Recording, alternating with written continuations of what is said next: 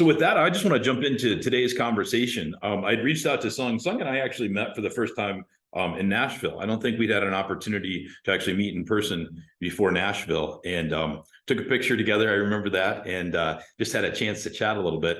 Sung's actually been with the organization now for about 5 or 6 years, between 5 and 6 years, and so he was very gracious in coming in and asking to or responding to my ask to attend this meeting today and jump in with us. Sung had actually reached out a couple of weeks ago. He was able to qualify for our President's Cup trip this year. So I'd love for him to talk a little bit about the Danube River trip that he took. I know he got to meet a lot of our top agents and top producers on that trip, and we'll certainly talk about that today. But Sung, in a very short period of time, has become a top agent right out of the gate.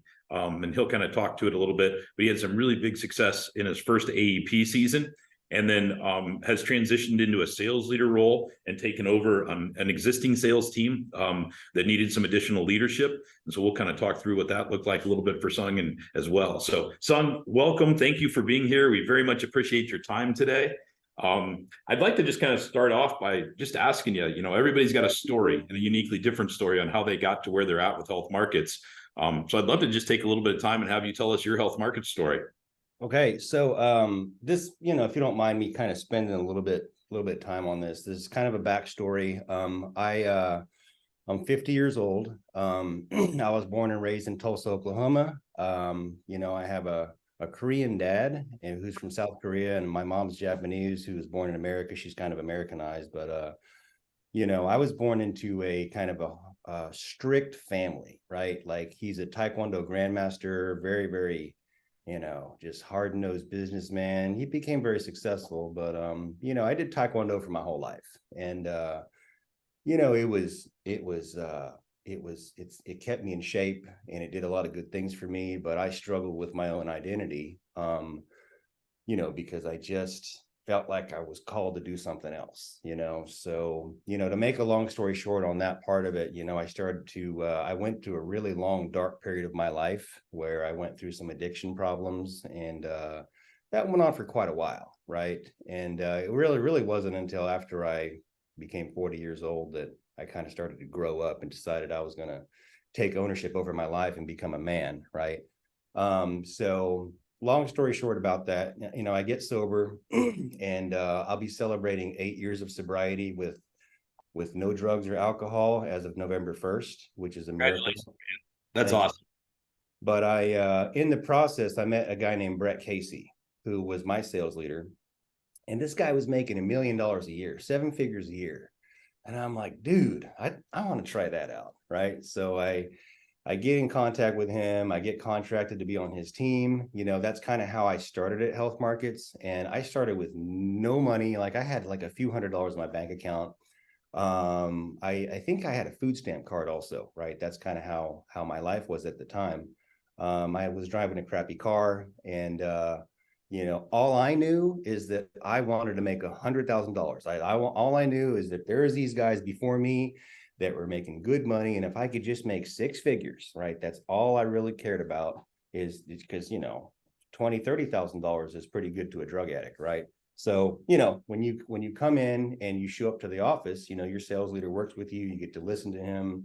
Your sales leader also shares referrals if you're showing up, especially if you're closing deals. So that's how it went for me. And, I started in the last 2 weeks of 2017, which was open enrollment. I made $7,000 in my first 2 weeks. I'm like, oh my God, I got to keep doing this. Right. So it's more money than I've ever made in my life. I did 22,000 FYCRs in my first 2 weeks, went through the holidays. And then 2018, I was kind of scared, for anybody that's brand new, being scared is a part of it. But I showed up anyway. I trusted in my leadership. And I just did what was asked of me, really roughly 60 to 70% of the time. I didn't even do what he told me a lot of the time, but I did most of it. And I showed up, I called leads, I murdered these leads. I ordered hundreds of leads a day, called, text, whatever, call until I get them on the phone. Anyway, through the end of the 2018 contest year, I ended up with like a little over 400,000 FYCRs. I got to number 4 first year achiever, not number 4 in the company, but there's called a first year achiever program. And I got to walk across the stage in Fort Worth, and that was kind of cool. So that's kind of what happened to me in the beginning. Yeah. And that was in 20, so you started in 2017, is that correct? And then into 2018 was really your first year. Really, yeah, the last 2 weeks of 2017, Right. and then I became promoted to sales leader in 2020. Okay. And so in 2020, then you had I mean, that's a relatively short period of time. You had the opportunity to move into more of a leadership role. Right. Right. So because of my leadership background in martial art, I taught Taekwondo for years, right? I didn't really do it the right way because I was not really, my heart wasn't in it, but you get sober and then you introduce a little bit of God in your life. For me, I'm very spiritual, and your mindset changes, your heart changes, right? And so you start heading in a different direction. And for me, my life today is really about, you can't change the past, but you can definitely, moving forward, try to not make the same mistakes. So I wanted a second chance at leadership. It's very natural to me. I enjoy helping people. For me, leadership before was, I was that guy, right? I was the guy that was in that role just to tell people what to do and to be bossy. I rub people the wrong way. And there's people, when they assume a position of power, they make it all about them, right? Well, I was that guy. So I have experience with bad leadership. Today, I'm trying to not be that. Like, I believe that leadership can happen from anywhere on the team. You can be at the bottom, you can be over here on the left or the right. It doesn't matter.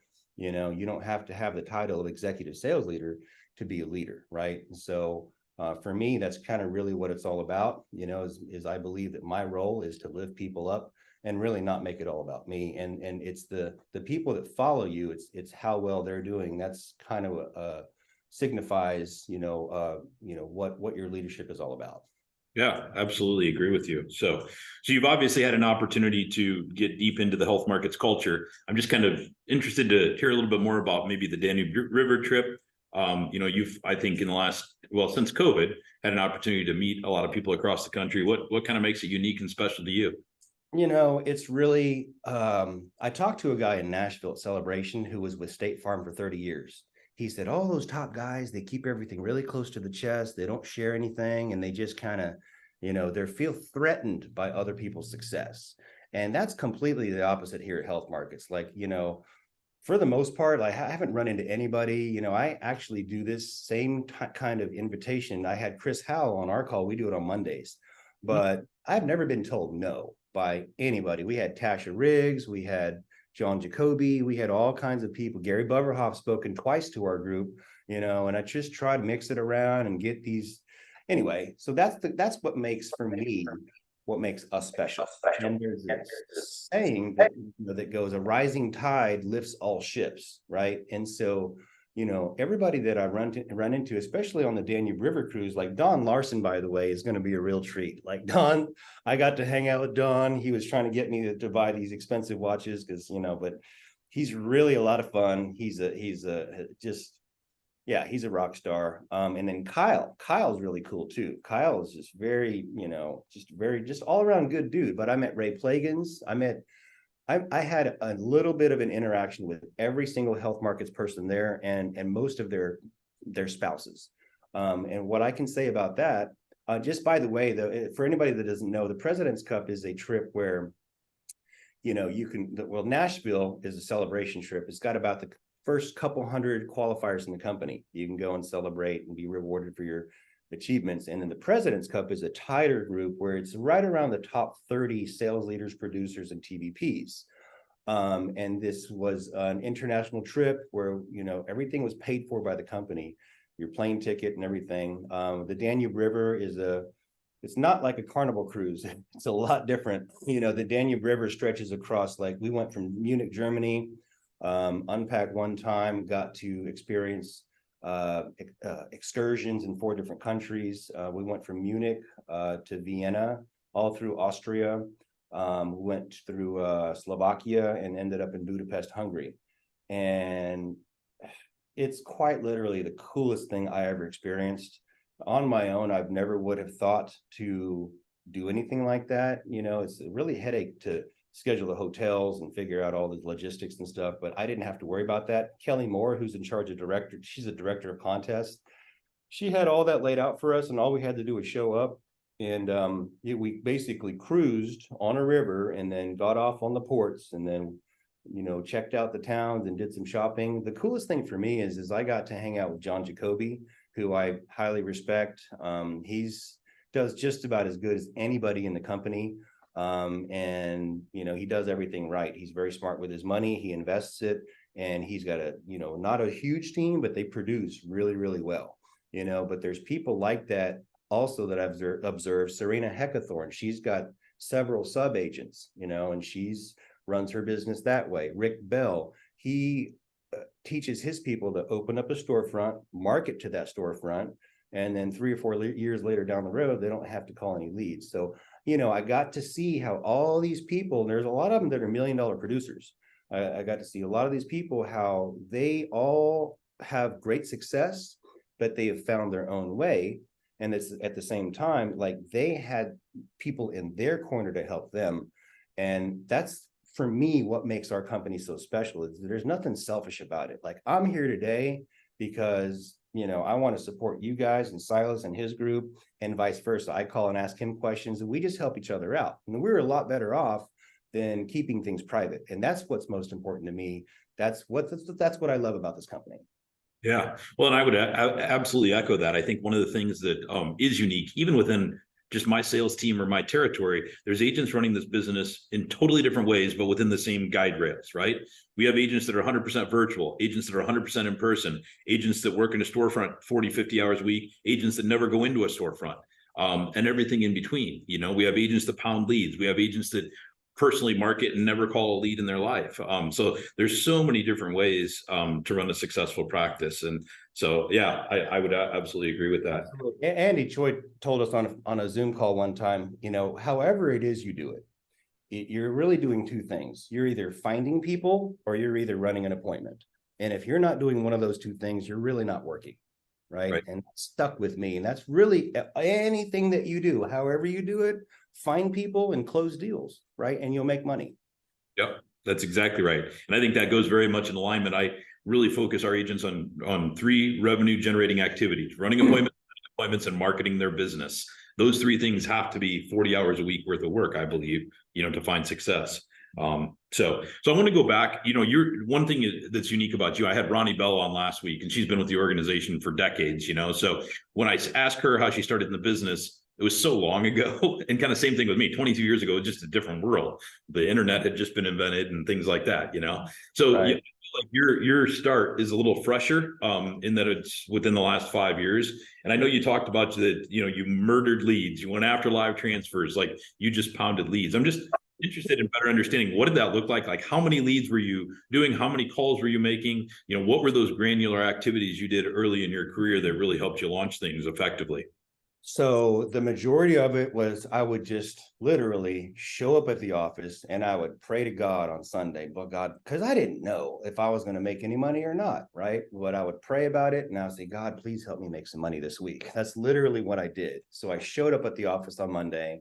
I turned on my leads, and they were just kind of the cheaper leads. At the time we had $4 and $7 leads. That's kind of what I liked. And I ordered 50 to 75 a day. And I had the older ones to call and text, but I prefer just calling, right? These days, people have, third-party texting apps, and things like that. I didn't have any of that. I did everything manually, which really sucked, but it is what it is, right? And so I had a previous job where I used to do Obama phones in recovery.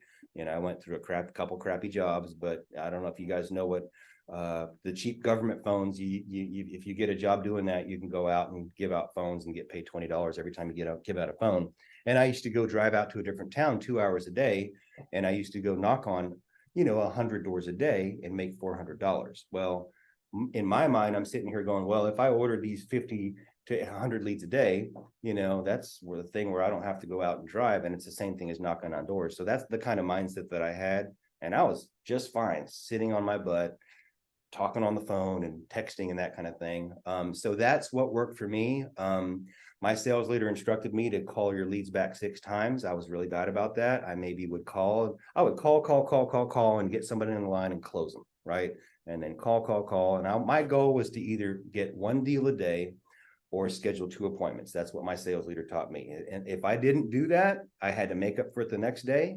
And at some point down the road, he said, okay, he planted the seed in my mind. He said, well, you're doing good enough to where you could maybe get #1 first year achiever. So he looked at that and he said, okay, this is what you need to do to get there. And then he said, let's reverse engineer that to look at what you need to do on a monthly basis and on a weekly basis. So my goal was $110 in subs a day, sal premium, subs in life.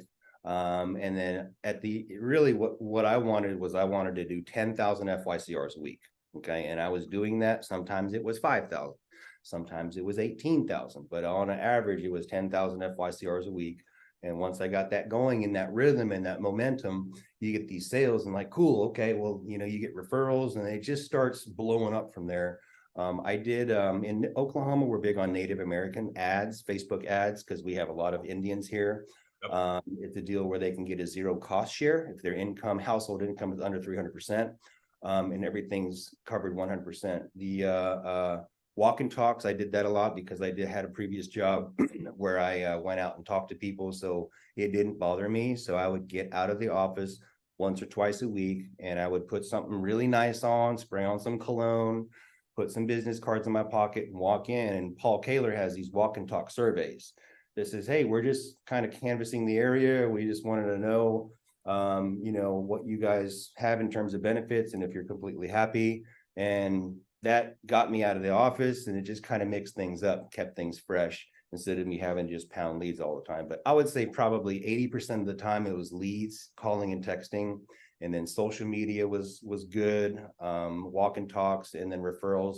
I joined the Chamber of Commerce, and you know, I really didn't like it that much, so I quit doing that. But that's kind of how I got my start. So what does it evolve to today? Now you're 5 years in. Are you still pounding hundreds of dials and leads every day? So absolutely zero. Like as far as me, I haven't ordered leads. Well, actually, from I just transitioned to I just hired a new assistant. She's got 9 years of experience, and the reason I did that is because it's actually Brett's old assistant, but she's a rock star. She's expensive, but I believe she's going to be worth it. So I had another assistant that ordered leads, and that wasn't working too well. She was really brand new, and I had to train her from scratch. You know, but I personally don't order leads and call them. I will answer live transfers. All the business that I write, which I don't, my personal production has gone way down. I have a team of about 70, 75 agents. So that 90% of my attention goes to them, and kind of to get them going, I kind of send some of those new agents my referrals.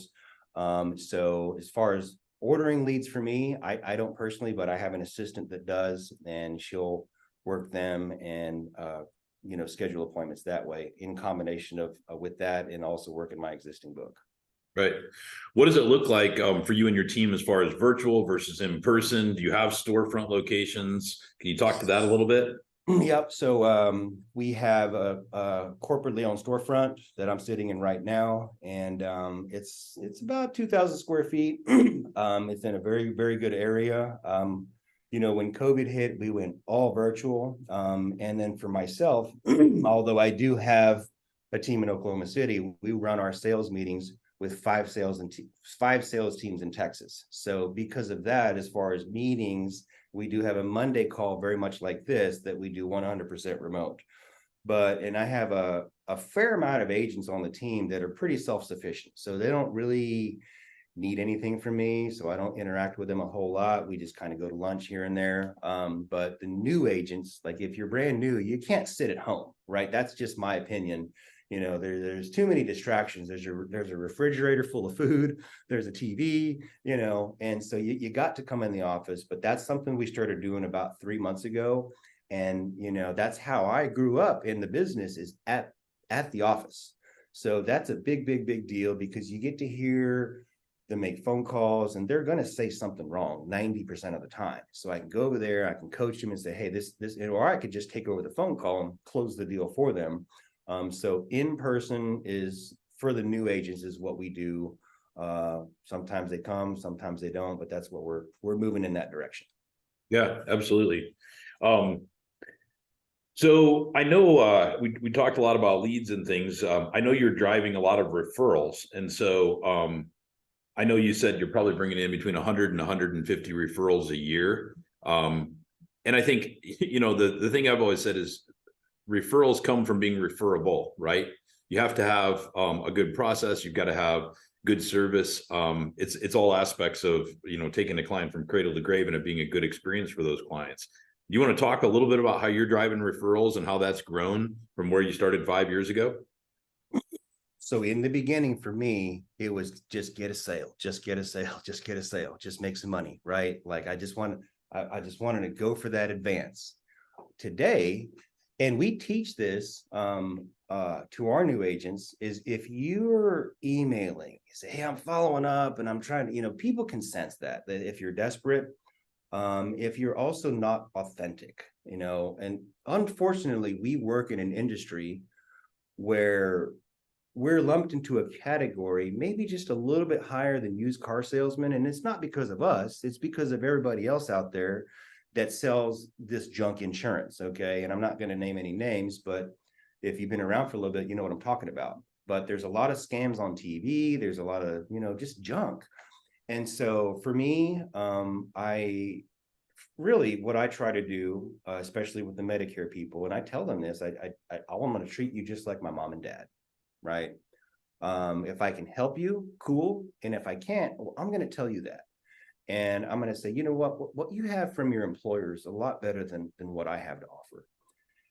And I've gotten a lot of referrals just as a result of being honest. Right. So just being transparent, not trying to be salesy.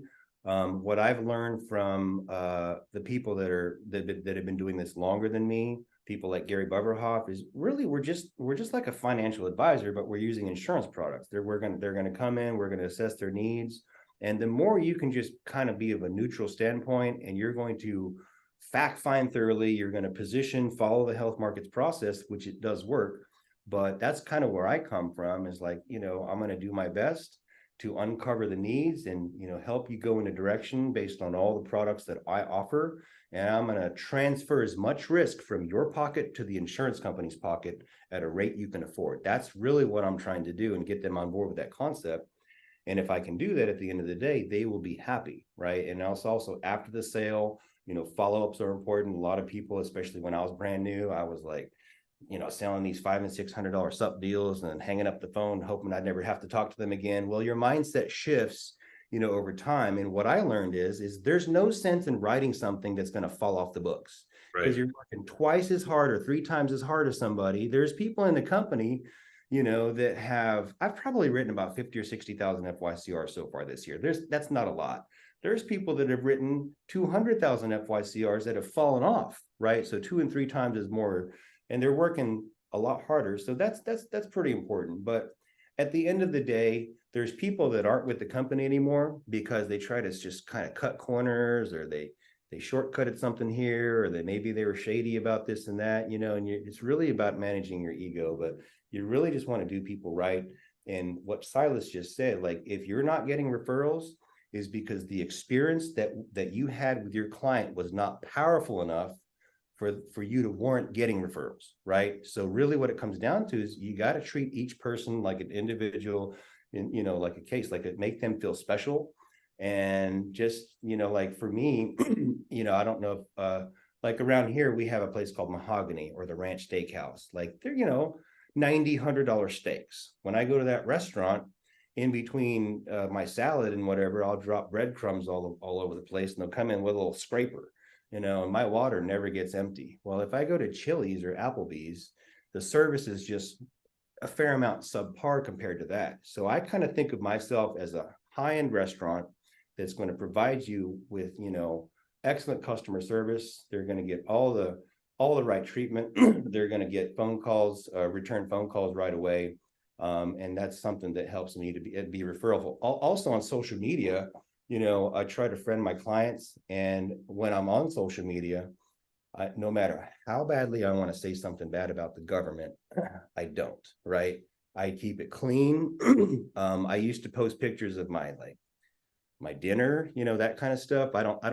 I do that every now and then. Like if I'm on vacation, because I'm also a sales leader, I want to attract people to me. I posted a lot of pictures of the Danube River cruise. I want them to see my vacations. I want them to see my lifestyle. But everything that I do, I post something that is going to attract people to me. Like I have a little magazine article feature that I shared, and I just changed my profile picture. I put a suit on, I took a shower, for once, and that kind of thing. So I try to keep everything clean and just presentable, and I just try to make myself look as good as possible. Sometimes, like, I went to dinner with my mom, I posted a picture of that with me and my mom and my brother and his kid, that kind of thing. But overall, just common sense on social media.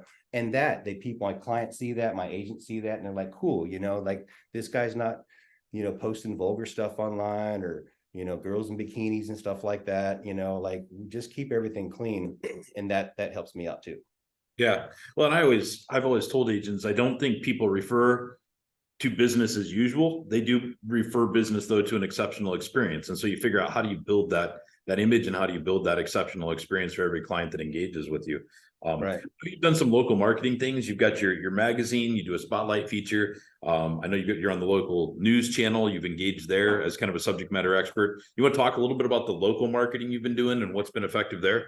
Sure. So, just to be fully transparent, I have not put a lot of energy into that. Like, I've dabbled a little bit. I've been on TV 3 times. Like, I did a 30-second commercial spot. And also, antenna TV is something that I learned from my sales leader. I paid $1,000 a month, which that's what the seniors watch, is they watch Judge Judy and they watch Jeopardy and shows like that, Dr. Phil. And before Joe Namath came on the TV, I got a whole bunch of phone calls. But ever since then, I ran one last year and I didn't get anything. And so that's just money down the drain, but that's just part of it. You just never know. You got to take a risk and spend the money. If it doesn't work, try something else. But that TV commercials worked well in the past. I'm in the Oklahoma magazine. And also being on the news. Like, if you can get in the news, right, you are the news. So that's better than any TV commercial. And you can also share that on social media, or your clients see that and are, okay, well, that's socially acceptable. You're socially acceptable as an expert if you're in the news. So that's a big deal. And then today, like, what I learned from Rick Bell and a lot of his guys, Josh Hounce, is really, you're just going to market to your storefront. And and this is what I'm going to do. Okay. So he said, don't go wide. He said, go deep. And what I'm going to do is I'm going to focus on, I looked it up and the demographic of this 1 square mile radius around my office, there's 20,000 people here. Okay. Now, out of those 20,000 people, if I could just get a tiny bit of that, that's doing pretty good. Okay. And that would make it to where I don't have to order leads. I could just make my phone ring. And that's my goal right now. My phone does not ring like I want it to. It does here and there, but not like I want it to. So that's kind of where I'm at. Most of my energy is focused on the team and the leadership. I just kind of want to make sure. And also my thinking is I'm not hurting for money, right? Like, income wise, 5 years into it, like, I have enough to pay my bills and to buy a couple of nice things. That's kind of where I'm at. So, but I need to, right now I'm working on balancing that out to where I need to bring my personal production up, because I'm a firm believer in leading by example.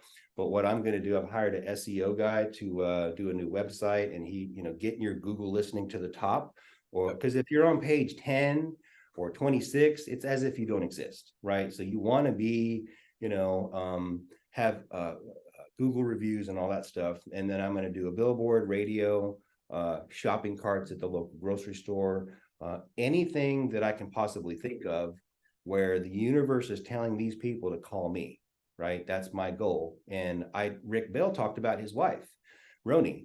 Now, she 5 years ago was only known as Rick Bell's wife. Right. And she did all this stuff.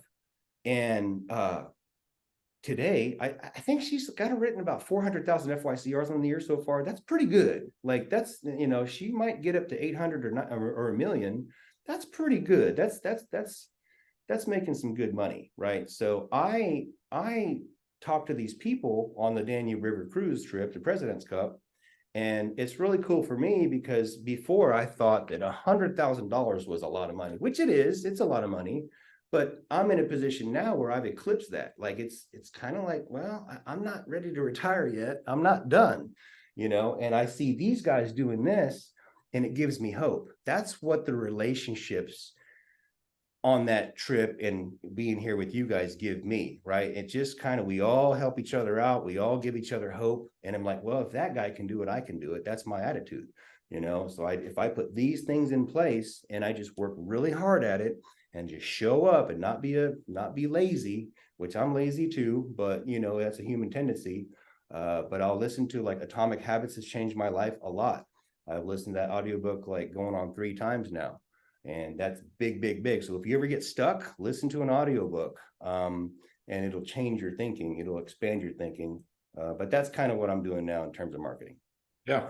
Well, I know a lot of your success throughout your 5-year career and with the agents you serve has to do with cross-selling into supplemental insurance, cross-selling into life insurance, you know, using health insurance and Medicare to get in the door, and then helping that client self-identify other needs that they have. And I think that's one of that's the key premises that Health Markets is built on, is these clients have multiple needs. Health and Medicare get us in the door, and then we've got to be able to open that conversation and expand that conversation. So I'd love to hear just a little bit your philosophy, how you approach supplemental and life sales, why you've had such success, you know, with those additional product lines.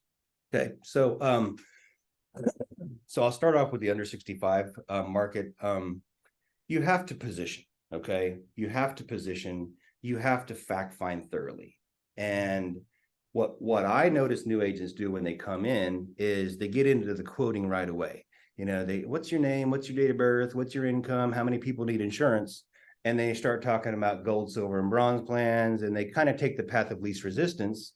And then they go, okay, you want some dental? Cool. Okay, sold, right? And so you're shortchanging yourself by doing that.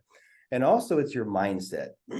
Like, I would not be able to close deals because I was being selfish. I was only thinking about, in my mind, like what I thought they wanted or what I thought they could afford based on what I thought, not what the facts were, right? And that's what we have a fact finder for. So when you learn to get out of yourself and be, you know, be in a place where you can have more empathy for the client, put yourself in their shoes, and you're really doing them a service. You're not just selling them a bunch of crap, right? That's not what we're doing. We're really trying to protect people and evaluate. And the majority of people that we talk to are not high net worth individuals. Of course, we cannot help the really low income people that go on Medicaid. We're talking to the single mom making $40,000 a year with 2 kids, the family of 4 with making 90. All these people generally qualify for tax credits, and generally speaking, don't have $9,000 to come up with, and they damn sure don't have enough money to pay. What if dad walks out that door and never comes home again? Okay. So in the beginning, you know, understanding these things over time, positioning, you know, I learned, and we teach this today, that's kind of the upside down triangle. Like, if I go into a car dealership, that really any car buying experience that I've ever had, like, I don't get the sense that they really care about me. They just they just want me to buy a car, right? So I go in there and I look for something, and they're like, okay, well, what do we got to do to get you in this car today, right? It's really slick talking, it's really slimy, it's really just the whole experience. I hate it, you know. And so that as an example is not what we want to do, right? We want to take the time to warm up and just kind of, like, you know, if you can crack a couple jokes or, you know, connect with them somehow. And then once you connect with them, then you kind of talk about, you know, let me tell you a little bit of what I do. You want to brag about the company. You want to make the company look good, because when it comes to what we do, you know, we partner with 200 plus carriers. We're the largest distributor of health insurance in the United States. Okay. I work for you. I don't just represent one company. What I'm going to do is, because I'm a broker, I represent just about all the companies in your area. So I can plug your information in, look up the plans, and I'm going to ask you some questions, and to make sure that you don't spend any more money than you have to.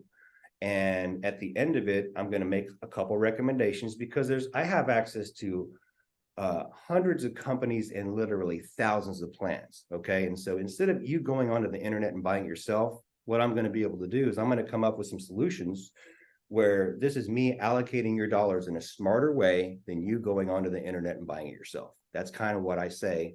At the end of it, if you get these green lights along the way, then it makes sense to them, right? You definitely don't want to keep them in the dark. and then just kind of tack on this stuff at the end and then say, you know, this is what you want to make sure that people get, you know, logically understand it, because in the moment they buy it based on emotions, but down the road, they're going to keep it in place. If they see these supplements attached to the health plan, it's going to stay on the books. Okay. And then just for me to transition to Medicare, what I learned from Gary, and there's also another guy, Ryan Shepard.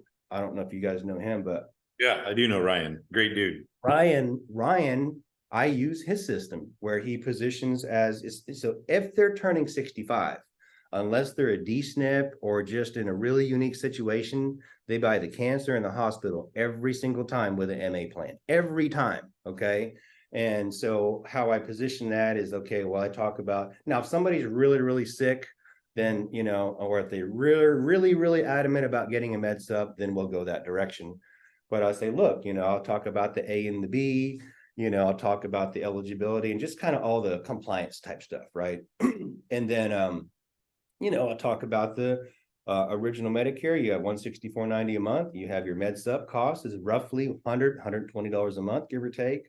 And you have to buy your drug coverage on top of that. If you want dental and vision, it costs extra. Now, here's the pros and cons of that. Okay, but the price goes up every year. That's roughly $350 a month. If you want to pay for it, you don't care the cost goes up every year, then, you know, you want something that's worry-free. You pay for it on the front end, but on the back end, you only just pay like a couple $100. Then just go with that.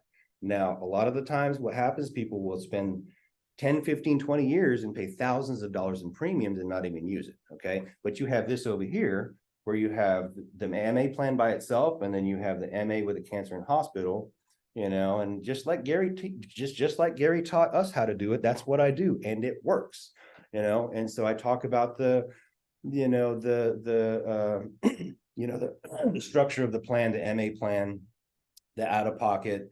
And I say there's 3 basic areas for the MA plan that can get you to hit that out-of-pocket. Like your little doctor visits and MRIs, that's not what's going to make you hit your out-of-pocket, which is roughly $5,000-$6,000, depending on the plan.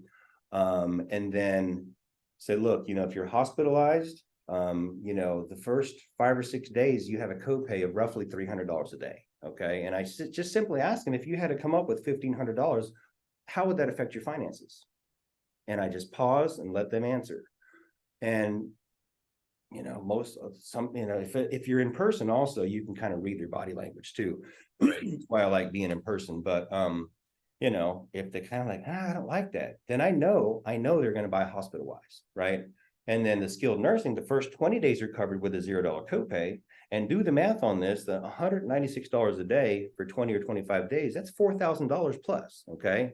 So I make sure that I say, okay, well, there's this exposure here, and then also there's the cancer.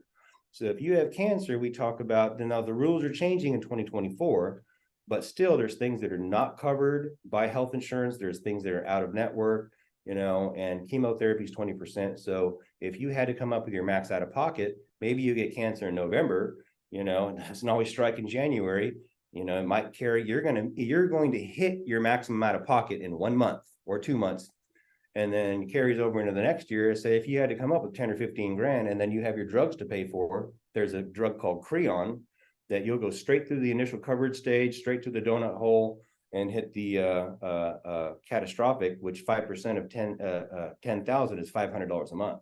So you stack that on, and then when you talk about that, and you say, ask them honestly, if you had to deal with all that, would that put you in a bad spot? And they're like, well, yeah, I don't like that. So, okay, well, this is what you need to protect yourself against that.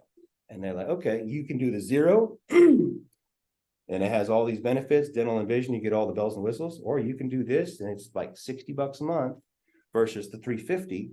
And the price will never go up for the foreseeable future. And I always blame the government, and I always find a way to blame the medical system. You know, I say we try to get it right the first time, but sometimes, you know, you get into it, you may not like it. So if you don't like it, just call me back. Don't listen to your friends, because you might talk to 10 people and get 10 different responses. And that's an emotional buying decision, right? Make sure we do these things based on facts, and let them know down the road, you know, that Joe Namath comes on TV or whatever, they talk about all this fancy stuff. Well, a lot of these are income based, okay? And the rules are changing. But I just want you to know that based on everything that we talked about, I have access to all these companies. I did the best that I could for you. And that kind of keeps the retention, keeps that business locked in. So in a nutshell, that's kind of what I do. Yeah, no, that was good. That was very granular. I want to talk a little bit about post-sale process as we're closing in here on the top of the hour. So I want to be respectful of your time as well. But once you sell somebody, you have a process that you kind of implement, or what do you do after the sale? So after the sale, I'm pretty much hands off. And also, by the way, like I do very, very little ACA anymore under 65. Like my assistant, she'll take the reins on that. And then after the sale, what I'll do is I'll text message my assistant, thank you card for, Michael Smith. And that triggers a succession of patterns of behavior for her to handwritten thank you card with 4 business cards. I also started doing magnets because people throw away business cards, but if they have a magnet, they'll stick it on their fridge. Right. And you're really trying to stay at the forefront of their mind, right? And then sometimes if I remember, I'll ask them to text me. Would you mind texting me or my assistant when you get your ID card in the mail? That way we can kind of know. But we'll do a ID card check-in, say, hey, and also at the end of the sale, I'll always position it that we're going to check in with you. Needs change over time. If you happen to get married, if you move, if your income changes, that's very important for you to get with us because we don't want any surprises at tax time if you're getting a tax credit. And then, how I make a living is through client referrals. So if you think I did a good job for you, if I made it easy for you, especially during open enrollment, if you have parents on Medicare, if you have friends or family that need help, don't let them call these 1-800 numbers. Tell them to call me, and I want to help them. But we'll do the Paul Kaler teaches the excuse me.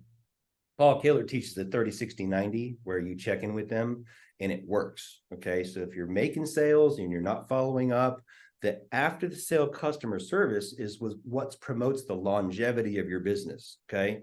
So, and that's another thing that you don't want to work twice as hard, right? You want to work smart. So your book of business is a gold mine. Okay. Every single client that gave you their routing and account number and the social security number, that means they're in, they trust you and they want you to be their guy or gal.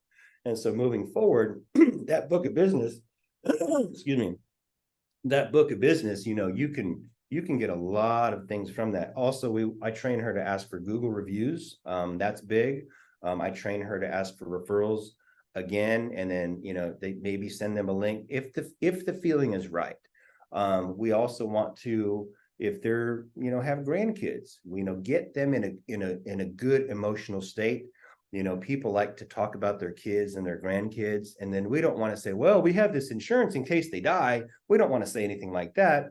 We want to say, well, would you like to protect their insurability, right? How would you like to do that? So that she's trained to kind of spot things out, but she's also been trained to make them feel good first. And if she says, hey, how was your experience with Sung? Oh yeah, he took care of me. It was great. It was easy. Okay, well, if you feel that way, would you mind leaving us a short review on our Google page, right? And so asking in the right moment, she's been trained to do that. Yeah, no, that's really good. Well, I know you're training a lot of new agents, and honestly, a lot of the people on this call are either new agents in the room or tier 1 and tier 2 agents on the call. We have some tier 3 and tier 4 as well. But I'd love to, you have a uniquely different vantage point than some of these agents who are just getting started in the business or maybe just trying to figure out how to make this work. So as you train and observe, new agents, what's some of the best pieces of advice you'd have to pass along to them? So when I in the interview, so this is a high income skill. Okay. I personally am not interested on my team working with anybody that's interested in making $30,000 a year. Okay. If I say, if you are, then Subway's right there. Okay. You get a free sandwich every day, you get benefits, and you get guaranteed money. Okay. But if you want to be contracted on our team, we want you to minimum make 6 figures inside of 24 months. And then once we get them on board with being fully committed, because setting expectations is really where it's at. And also they know down the road that if you're not doing very well, we we might ask you to go independent or resign, or just figure something else where you can find some happiness and make some money. Okay. So I set that expectation. And then, Silas or Gary Barberhoff or any of your leaders, they're just like they're your kind of like if you're opening up a Subway and it costed $3 million to start up and you didn't have that money, you would need to go to the bank to get that money and request that money. Well, if you show up with nothing and say, hey, can I get some money? They're not going to give it to you. They're not going to give you the support. You have to have a business plan. You have to have something laid out for them to see how you're going to operate this place, this business, and get that money paid back to them before they give you the money, right? So I have all my agents write out a business plan. What are you going to do? It's not a big, long thing, just 1 or 2 pages typed out. What are you going to do moving forward to make your business grow, right? What activities, how many leads are you going to call? What kind of marketing are you going to do, as far as like joining a networking group or doing walk and talks or social media? What is your path of learning moving forward? What are you going to do to learn something new on a regular basis? Because it's just not just about getting in here and just, okay, I'm good to go. I just took my START exam. I wrote my first new business. No, you're not done. Okay. It's a continual. Chris Howe's been here for 20 years. And he talked about every year wanting to grow and wanting to do something different. So it's a continual place where you're evolving to become better than you were yesterday, right? And so that's the main message that I give to my new agents. And really what it comes down to is you just got to stay positive. I give them the attitude that I had, is that failure is just not an option. Okay. The negativity, the poor me, or I can't do this, that's always going to be available. That's always going to be there for you waiting if you choose to look at it that way. But there's this other side that once you set your mind to it, no matter what, you can accomplish it, but you have to show up. You have to put these things in place. What I've also noticed is that there's a lot of people that are not used to being self-employed. Okay. So if you're in a position to where you came from a place where you were used to being told what to do, you're going to show up at 8 o'clock, you're going to make this amount of money, and then you can leave at 5 o'clock. Well, that mindset has to shift to a place to where you have to be your own boss and you have to be the employee of the company. What I've found is everybody wants to be the boss, but nobody wants to be the employee. And you have to do the crappy work. Okay. If you own a restaurant, you have to clean the toilets, no matter how ugly it is. You have to sweep the floors, because if people come into your restaurant and the bathrooms and the place is dirty, nobody's going to come back. So you have to keep your side of the street clean and not complain, keep the complaints at a minimum, and then do everything in your power to take ownership over your business. It's a business. Okay. You're not just a salesperson. You're not just an agent. You are a business owner. You have to think like a CEO. So based on that, if you're calling leads or talking to people, you want to present yourself as an expert, and that you'll exude that. And eventually the universe doesn't give you what you want. It gives you what you are. So you have to believe it with your heart and your mind, and you have to put one foot in front of the other. And over time, you'll eventually grow into that. Yeah. Well, you've done an excellent job. I appreciate your vulnerability with, your past battles and struggles. We all have things that we've battled with and struggled with. And so, I appreciate your vulnerability there. I want to ask Gary. Gary, I know I'm going to call you out here. You didn't know I was going to bring you in, but I know you've had an opportunity to work with Sung, and you guys have cross-pollinated at a pretty high level. Do you have any thoughts or comments you'd like to add to the conversation? Just that if you weren't taking notes, you should have. This guy has risen to the top of his game in such a short period of time. There's a lot of agents and a lot of sales leaders that have been around for 20 plus years that don't have the get up and go, the wisdom and the courage to make his own way in life. And I'm in awe of him, and I'm glad he took a picture of the two of us at Celebration, just because I want to be next to rock stars all the time. Well, we're going to miss you these next couple of days, Gary. We appreciate you being on the call today. I know Derek's going to fill in for you tomorrow, and we've got a good crew of your new agents here in the room with us. So, Sung, do you have any final thoughts that you have before we wrap things up today for the team? So all I'm going to say is that moving forward, if you show up and you just do what whatever Silas tells you, do whatever Gary tells you. I don't care how much you hate it, just do it. Okay. Now, at some point, if you do these things, you are going to make more money than you ever expected. Okay. Now, I can't really take too much time into this, but I watched people in the company make a lot of money and start getting full of themselves. And then as a result, started making wrong decisions. Okay. So my most final parting thought or comment is to stay humble, right? Just, you're going to make money, and find a lot of success. But if you just stay in a place where you're humble and learn to give back, and then, pull this guy up and just kind of be that person, you will end up experiencing just more success than you know what to do with. And then, years down the road, you can be in a place to where you can retire. And there's a lot of people in the company like Scott Crowley, who's my mentor. He could retire. There's a lot of people that could retire, but we don't, because we value what we do too much. It's too valuable of a thing to be of service, to be in this profession that's noble. And we're helping people sometimes in their darkest hour to make sure they're going to be okay. And that's really what life is all about. Yeah, absolutely, my friend. Well, thank you for being here. We very much appreciate your insights. Thank you for giving my team an hour of your time. I'm happy to reciprocate at any time. So thank you. Team, Sure. for you who are here today, thank you for joining us. I'm sure that you pulled some nuggets from what Sung had to share with us. We will be back next week with Mr. Don Larson, and Don's a character, so I think you'll enjoy our time together. It'll be good. You guys are going to love Don. Don's awesome. Sung, thank you. I hope we get an opportunity to spend some time together soon. Have a good rest of the year, and happy AEP and OEP, my friend. All right. Thank you, guys. Y'all have a great week. Thank you, Silas. See you, Gary. Take care, buddy. Thanks. All right. Everybody for being here. We'll plan to see you next week. Take care.